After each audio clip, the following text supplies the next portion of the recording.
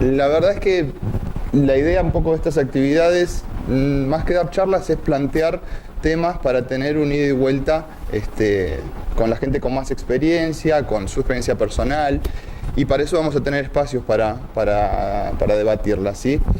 Y la idea era también hacerlo breve, conciso, rápido, con lo cual un tema tan grande y tan complejo como asma de difícil control, naturalmente no es que vamos a desarrollarlo mucho, sino que vamos a tocar algunos puntos que consideramos que son los importantes, como las definiciones de los distintos tipos de asma y cuáles son las que realmente vamos a buscar para manejarnos con estos pacientes, qué impacto tiene el asma de difícil control o el asma severa dentro de la población de asmáticos que tenemos en general, y dos palabras acerca de la utilización de biológicos, por qué, cuándo, las bases generales, ¿sí? Y ahí es por ahí donde más vamos a aprovechar a los expertos que tenemos acá, que más experiencia tienen con estos casos, ¿sí?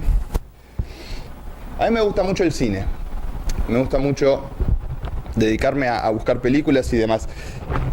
Y hay un gran pool de películas que todos conocemos, que todos, detalles más, detalles menos, sabemos de qué se tratan, y por ahí los asmáticos dentro de la neumonología podrían ser este tipo de población donde tenemos unas bases de tratamiento en general que controlan a la gran mayoría de los pacientes. Los porcentajes de consulta ambulatoria son muy altos, son de los pacientes que más vemos, pero por ahí hay algunos otros que los vemos con una cara un poquito más rara, ¿sí? Entonces, si a nosotros nos llevan a un festival de cine iraní, lo más probable es que antes de entrar preguntemos un poquito más y dudemos de varias cosas. Hay muchas definiciones que a veces se mezclan un poco, ¿sí? Incluso distintas guías hablan de distintas definiciones y les ponen algunos conceptos distintos, ¿sí? Yo creo que lo que tenemos que saber es clasificar el asma según el nivel de severidad y según el nivel de control. Al mismo paciente asmático vamos a establecer en cuál de estas dos categorías, digamos, en qué lugar en cada una de estas categorías entra, ¿sí? La severidad de la enfermedad es una propiedad intrínseca que va a ser el resultado clínico de la enfermedad más la respuesta al tratamiento, y se clasifica principalmente en la función de la necesidad de tratamiento, o sea, en qué step de las guías estemos parados, ¿sí? Mientras que el control son las preguntas que le hacemos siempre en la consulta al paciente. Ya lo saben todos, cuántas veces por semana tiene requerimientos de beta 2 de acción rápida, si tiene síntomas nocturnos, si tuvo exacerbaciones, si tuvo que consultar a la guardia, a la espirometría, etcétera, etcétera, ¿sí? Entonces, en la consulta nosotros deberíamos poder encasillar al paciente en qué step de tratamiento está utilizando, escalones 4 o 5 del GINA, 5 o 6 de la guía GEMA, y esto sabiendo que puede estar o no estar controlado, ¿sí? Yo puedo tener un paciente con asma controlado, pero que necesita múltiples fármacos a altas dosis, ¿sí? Los pasos más avanzados de las guías. Mientras que los pacientes no controlados son los que no cumplen con los criterios que las guías nos recomienda evaluar en cada consulta. ¿Eso es todo? No, eso no es todo. Hay algunos otros conceptos. Y por eso yo decía al principio, por ahí esos son los dos que nosotros tenemos que tener presentes para definir el seguimiento y el tratamiento de un paciente. ¿Puede después haber otros factores? Sí, puede ser que tenga una baja adhesión al tratamiento, una técnica de inhalación deficiente, que es la primera causa probablemente del fracaso terapéutico, que tenga comorbilidades, que tenga exposición a alergenos, a desencadenantes, etcétera, etcétera, o que tenga otra enfermedad que no sea asma. O podemos tener un asma refractaria que principalmente está relacionado con los pacientes que estuvieron necesitando tratamientos con corticoides sistémicos y a pesar de eso no mejoran o son dependientes de corticoides, etcétera, etcétera, ¿sí? La evaluación que nos propone las guías la hacemos en todas las consultas y creemos Y por ahí lo que a veces más marea es ver las distintas comorbilidades que puede tener el paciente, ¿sí? Si tiene reflujo, si tiene síntomas estacionales, si tiene otro tipo de medicación, beta bloqueantes, etcétera, etcétera, ¿sí? Todo eso lo vamos a aplicar día a día. Ver si el paciente fuma, si recibe AINES, si es obeso, si tiene rinitis, etcétera, etcétera, ¿sí? Recién ahí decidir el tratamiento.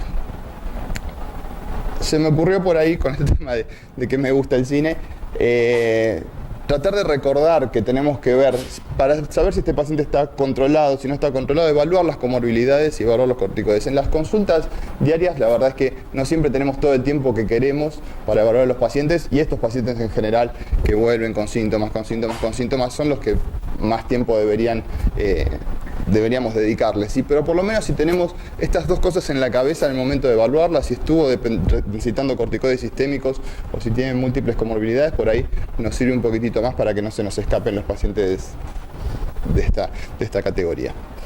Y este es un concepto que está surgiendo últimamente, que es, si todos los pacientes asmáticos tuvieran las mismas características, nosotros podríamos dar el mismo tratamiento para todos, lo cual no es así, en ninguna parte de la medicina es así, ¿sí? Entonces no podemos a todos darle exactamente lo mismo, sino que tenemos que tratar de ajustar el tratamiento a cada paciente, a las características de cada paciente, a la respuesta, a las posibilidades, etcétera, etcétera, ¿sí? Y esto es lo que está surgiendo de la medicina personalizada, ¿sí? La evaluación individual de cada paciente. Y acá es el tema que nos va a ir llevando hacia el tratamiento con biológicos, que es evaluar los fenotipos y endotipos de estos pacientes, ¿sí? Un fenotipo es, por ahí, si nos acordamos de hace tiempo cuando estábamos en la facultad y estudiábamos el ciclo básico, la interacción entre los factores genéticos del paciente y el ambiente, ¿sí? Cómo se va a expresar una enfermedad o una alteración como resultado de esa interacción, de los factores genéticos y la influencia del medio ambiente. Mientras que el endotipo son mecanismos patológicos a nivel molecular que podemos identificar, ¿sí? ¿De qué manera podemos identificar? Con biomarcadores. ¿Qué es un biomarcador? Básicamente es una molécula o es alguna sustancia que nosotros podemos medir de manera relativamente rápida y sencilla, que nos indica o la presencia de una enfermedad o la presencia de algún proceso anómalo en el sistema. Y los que vamos a evaluar nosotros en estos pacientes son principalmente la citología en esputo, tanto eosinófilos como neutrófilos, los niveles de inmunoglobulina E, que por ahí son los que más fácil tenemos acceso, las reacciones expiradas de óxido nítrico, los niveles de periostina, y de esta manera describir dos grupos dentro de la población de asmáticos. Los que se llaman tipo 2, lo que se conocía como asma alérgica, asma eosinofílica, o los no tipo 2, ¿sí? Que son otro grupo, puede ser neutrofílico, pauciranulocítico, mixto, ¿sí? Principalmente, a grandes rasgos, clínicamente, ¿cómo se suelen manifestar? Suelen ser, por un lado, los pacientes que desde chiquitos tuvieron asma, rinitis, alergias, broncoespasmos, nebulizaciones, por ahí internaciones cuando eran pequeños. Por ahí después de la adolescencia mejoran y suelen presentarse de nuevo con síntomas ya a partir de los 30, 35, 40 años. Y otros suelen ser un grupo de pacientes que tienen inicio de síntomas ya más de grandes y sin una historia previa. Entonces, ¿cómo tenemos que definir al tipo 2? Con la presencia de cualquiera de estos criterios. De un prick test positivo, de una inmunoglobulina E mayor a 100 unidades internacionales, de una fracción expirada de óxido nítrico mayor a 30 partes por billón, eosinófilos en sangre periférica mayor a 300 o en esputo mayor al 2%. Por ahí los valores pueden variar según algunas guías, pero en líneas generales estos son los que se mencionan. El no tipo 2 no tiene nada de esto. Con que tenga uno solo, ya es un paciente con asma tipo 2, ¿sí? ¿Y cuáles son los targets que vamos a atacar con el tratamiento dentro de este grupo de pacientes? Bueno, según lo que esté alterado, tenemos este tipo de opciones. Atacar la inmunoglobulina E mediante el omalizumab, la interleuquina 5, mepolizumab y reslizumab, el receptor alfa de interleuquina 5, la interleuquina 13 o el receptor alfa de la interleuquina 4. A grandes rasgos, este sería una vía y todos estos serían otra vía, ¿sí? Los 4 aprobados hasta el día de hoy son el omalizumab, mepolizumab, reslizumab y benralizumab. Y cada vez que vamos a una charla y nos aparece esta filmina, no empecemos a hablar de esto, por favor, porque apenas lo puedo leer, ¿no? Pero creo que hay dos puntos donde por ahí tenemos que poner el foco. La vía de la inmunoglobulina E, que va a estimular la granulación mastocítica, y la vía de la interleuquina 5. ¿Por qué? Porque son los fármacos que por ahí hoy por hoy tenemos disponibles para utilizar, ¿sí? Son las dos vías que vamos a estar atacando con los biológicos, ¿sí? Después, si se fijan, por este mismo lado van la interleuquina 4, que también dijimos que era un target, y la interleuquina 13, ¿sí? Entonces estamos de este lado, de granulación de mastocitos y eosinófilos, ¿sí? Los agentes biológicos se definen como una preparación con fines medicinales derivada o obtenida de un organismo vivo, ¿sí? Entonces, Los primeros que salieron de estos agentes eran murinos, ¿sí? Eran ratones. A medida que se avanzó, pudimos llegar a anticuerpos humanos en lugar de humanizados, que era un paso previo, ¿sí? El omalizumab se va a unir a la inmunoglobulina E. ¿En qué nos va a ayudar? Va a disminuir la unión de la inmunoglobulina E a los targets y a sus receptores. Es la medicación con la que más experiencia hay hoy por hoy. Es la primera que fue aprobada, ya tiene varios años en el mercado. Y el principal objetivo en general de todos los biológicos es reducir las exacerbaciones de estos pacientes, ¿sí? Son pacientes con enfermedad avanzada, por ahí hasta tienen remodelamiento de la vía aérea, entonces a veces es un poco difícil actuar eficientemente sobre los otros factores, por ahí la función pulmonar, los síntomas diarios, pero la reducción de las exacerbaciones nos va a dar un beneficio significativo y ahora en un ratito vamos a ver por qué.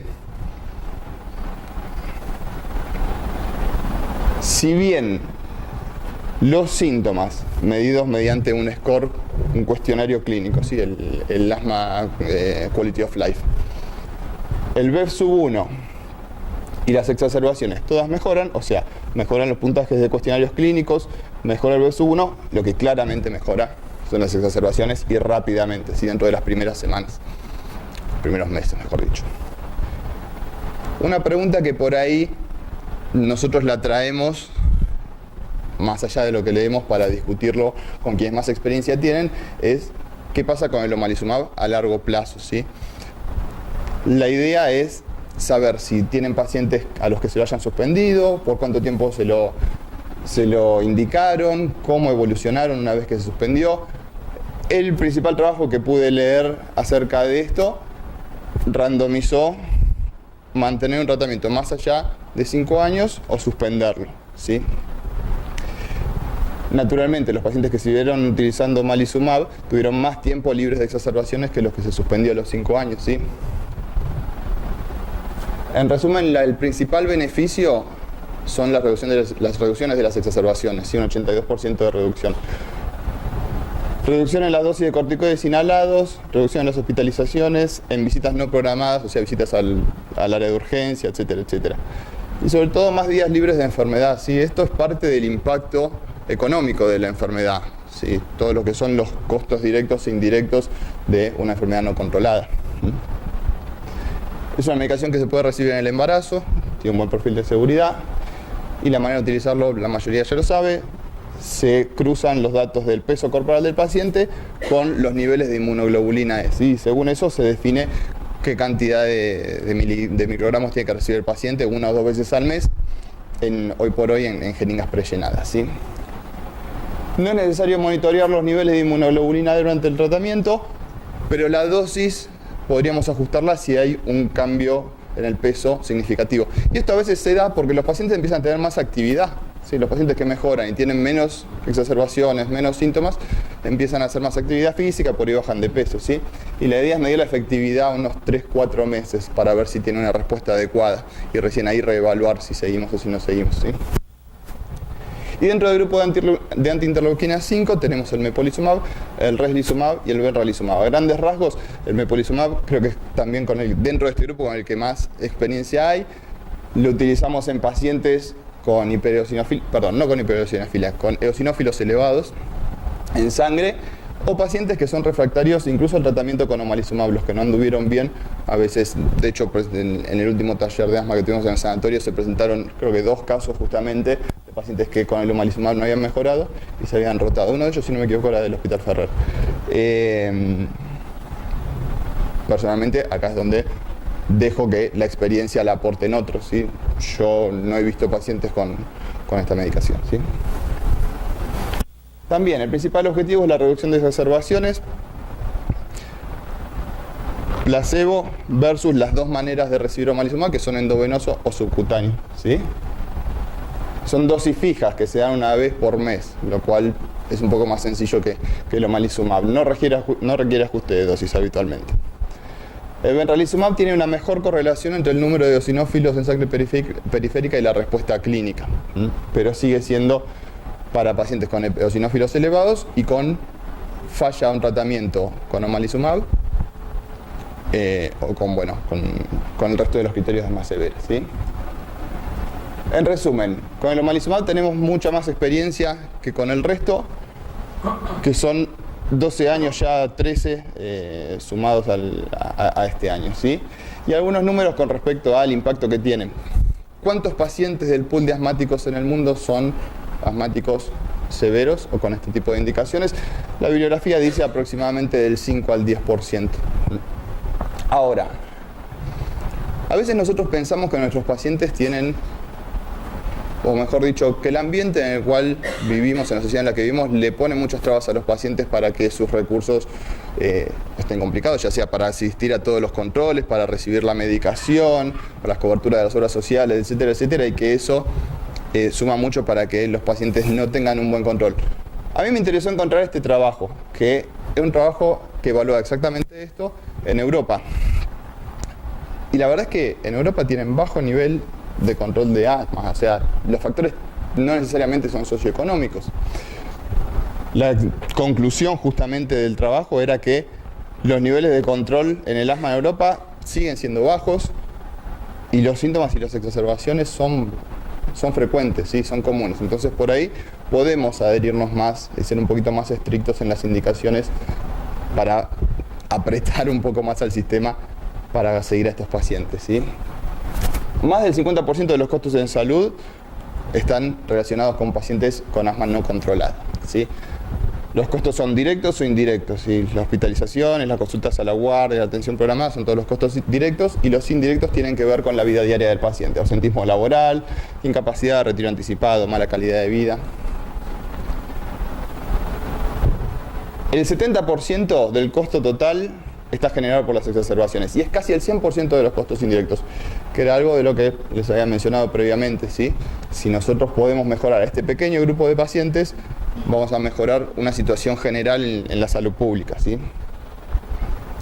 El costo total del asma en Europa es de aproximadamente 17.7 billones de euros en el año, de los cuales casi 10 billones de euros son de pérdida de productividad, o sea, de gastos indirectos, ¿sí?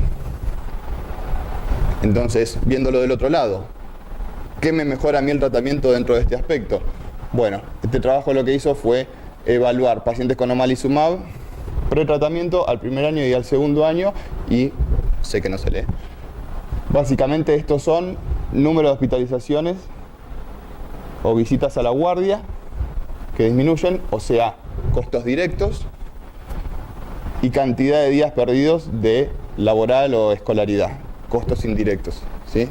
Los dos lados con el tratamiento disminuyen, ¿sí? Yo les agradezco la atención y me gustaría por ahí escuchar un poco más de la experiencia, su experiencia doctora en el hospital y las experiencias que tienen acá, dentro de un ratito cuando tengamos las preguntas, ¿sí? Así que les agradezco mucho.